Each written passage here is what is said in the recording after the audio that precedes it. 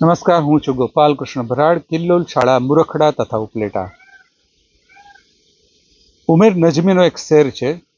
निकाल लाया हूँ एक पिंजरे से एक परिंदे को, अब इस परिंदे के दिल से पिंजरा निकालना है।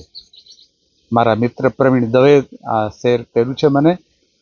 મેં જ્યારે આ શેર સાંભળ્યો ને વાંચ્યો ત્યારે મને તરત જ આપણા સંતાનો દેખાવા માંડ્યા કે વેકેશન અત્યારે ચાલુ છે ને એ લોકો તો અત્યંત આતુરતાથી રાહ જોતા હશે કે હવે તો શાળા ચાલુ થાય તો સારું, અને કદાચ એના કરતાં એની મમ્મી રાહ જોતી હશે કે જલ્દી શાળા ચાલુ થાય તો સારું, આ બધા સચવાઈ જાય।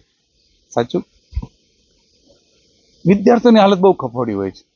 શાળામાં હોય ત્યારે એને એમ થાય કે રજાઓ પડે તો સારું, અને રજા હોય ત્યારે એમ થાય કે શાળાઓ શરૂ થાય તો સારું।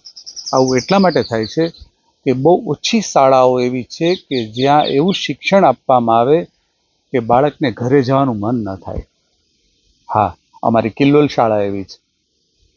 રજાના દિવસે પણ શાળાએ આવવાનું મન થાય। અમારા શિક્ષકો ક્યારેક અથવા તો ઘણી બધી વખત એના મમ્મી કરતાં પણ વિદ્યાર્થીઓને વધુ વહાલા લાગે, પ્રેરક લાગે, અને ઘર કરતાં એ લોકોને એવું લાગે કે શાળાએ તો જેને આમ ચપટી વગાડતા સમય વીતી ગયો, ગુણાત્મકતાથી વીતી ગયો, અને આ બહુ જરૂરી છે, દરેક શાળા માટે જરૂરી છે। રાજકોટની ચોકી ઢાણી કે હોટલ ઠાકર કે ધ ગ્રાન્ડ મુરલીધરમાં ગયા હોય, આવડો મોટો થાળ આપે અને આમ વાનગીઓ મુકાવા માંડે, ભૂખ ન હોય તોય ભૂખ ઉઘડી જાય। એમ આપણા શિક્ષકો એવો થાળ તૈયાર કરવો પડે કે ભણતરની ભૂખ ઉઘડી જાય।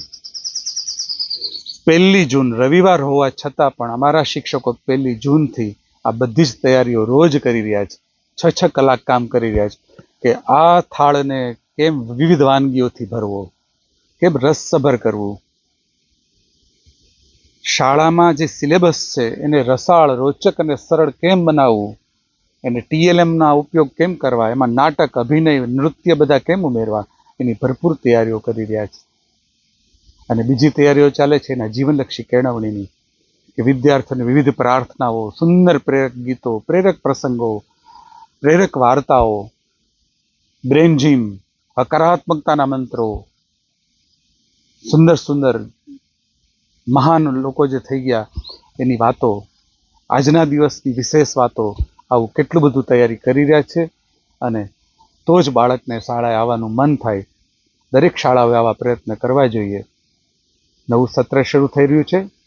સૌ બાળકોને, સૌ શિક્ષકોને, સૌ શાળાઓને ખૂબ ખૂબ શુભકામનાઓ।